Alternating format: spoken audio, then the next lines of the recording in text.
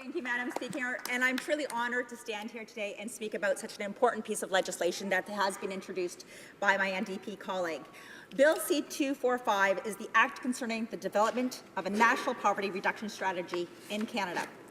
Regardless of where you sit in this chamber, I believe everyone here in this chamber does want the same thing. We want what is best for Canadians, but we do have different ways of finding and getting to those goals.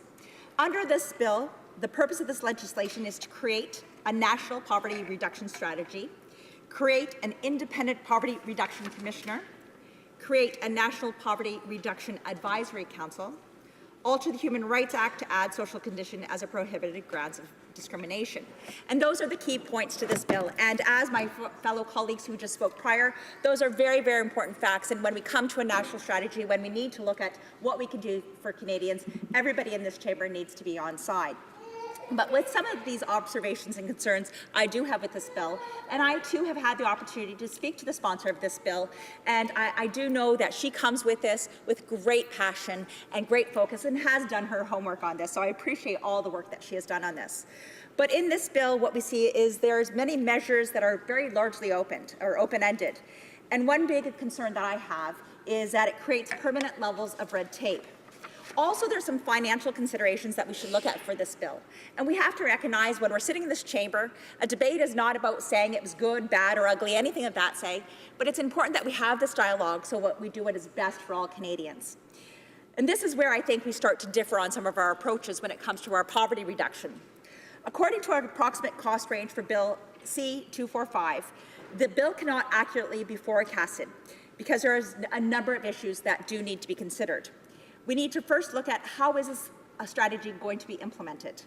What is going to be the number and salaries of employees of the Commissioner and the National Council? What are the spending estimates going to be? And what are the salaries of the 16 members to be appointed to the National Council? So by asking these questions, by receiving some information back, we received data that shows from 6 federal offices doing an estimate looking at similar offices and similar departments, what is an estimate of what the cost of spending will be for this?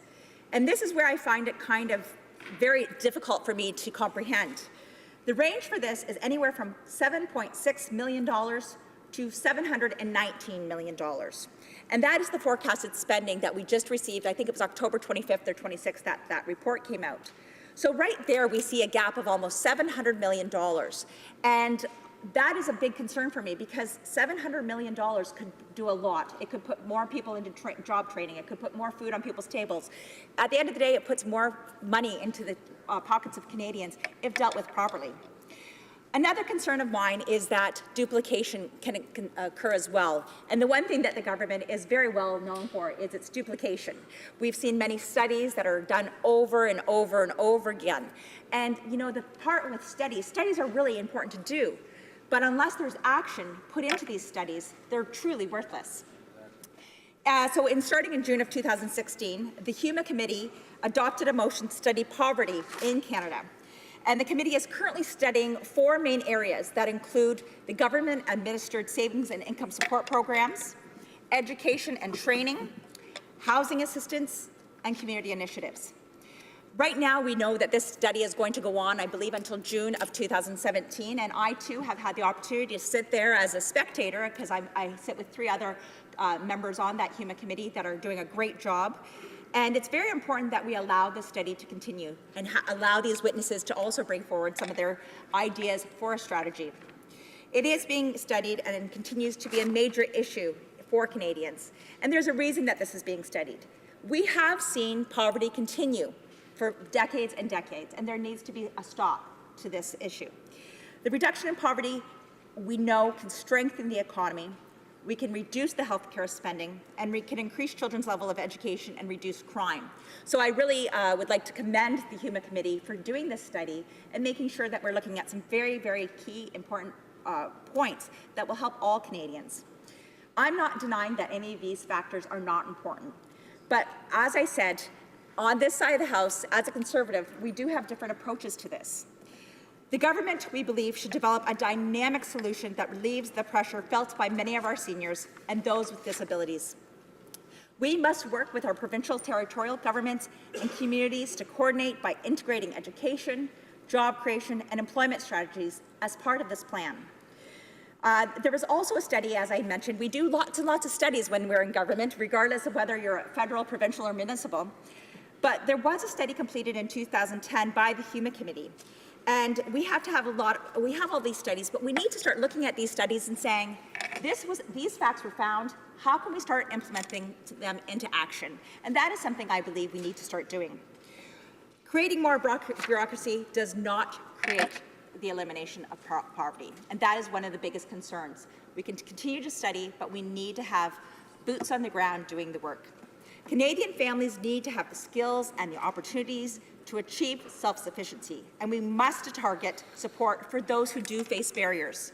When reviewing this bill in its entirety, a few recommendations that I wish to be considered would be, rather than a new position, creating a commissioner that under the Deputy Minister's role for Department for Families, Children and Social Development, since many of these programs, such as our income support programs, old age security and CCB, are monitored under that this becomes part of the Deputy Minister's role. This is also very important because in this same department, they are looking at the Disabilities Act. And they also have the Guaranteed Income Supplement that are very important to many of our people who are suffering poverty in Canada. Through the duties of the Deputy Minister, he would have access and the ability to review all of these programs. The information on how much is being spent is available there. How many families are receiving the benefits? There is a great link, and he or she who would be working as the Deputy Minister would have access to all of these programs and have the insight that it is second to none. He or she would also have the ability to prepare the reports from data available, providing measurable benefit for Canadians. And as the member who sponsored this bill noted, there is not always the appropriate data. So we do need to make sure that when data is collected, that we put it together so that we can make and look at the intersectionality of it all, so that it's going to be what's best for all Canadians. And the Deputy Minister would be able to develop and monitor as well as report on findings of this poverty data to the Minister and to this House. As well as the Council, we need to look at that this Council that would be made up is not just those of anti-poverty organizations. I, just a few weeks ago, went to a poverty panel, and there was not one person in that room that talked about job creation. And that has to be part of that conversation. What else can we do for Canadians? And so job creators have to be at that table as well. It just can't be people who are talking about the poverty. We need those people who are going to be part of that solution at the end of the day. We need to take action and work together to reduce poverty in Canada, but adding more bureaucracy and red tape is not the solution. We must provide lower taxes and put money back in the pockets of Canadians. Can we do more? Absolutely, and I think all of us in this House recognize that we can do more. From 2004 to 2014, we did see a reduction of the poverty levels, reduced from 11.4% as reported in 2004 to 8.8%. And the one concern that I do have with this is that we need to make sure we do not have a one-size-fits-all. I think we see a lot of programs that are implemented throughout Canada, and not all Canadians are the same. Not every region is the same. Whether you're looking at rural, urban, on reserve, we need to recognize that there are different needs of the communities and different needs of the people that reside in those communities. We have to recognize the differences of the provinces as well. And even comparing city to city in my own riding is very, very different. I'm very fortunate to represent Elgin Middlesex London, where I have a number of communities ranging from 100 people to 330 or 380,000 people. So I recognize that even in a riding of Elgin Middlesex London, that there's communities that are very, very different. I know that the sponsor of this bill, she truly has pure intentions, but I fear a new level of bureaucracy that does nothing for those who need assistance now. We need more action and opportunities for Canadians, and we need to focus on how we can help those. And this role, I believe, should be done under ESDC and that of the Deputy Minister. I thank you for this time today. I think it's a very, very important conversation that we're going to have, and I appreciate all the work that has been done by the Member of Parliament on this, and I continue to look at the good work that's going to be done by HUMA, but I think some of those considerations that I put forward should be looked at in order to have support on this bill. Thank you.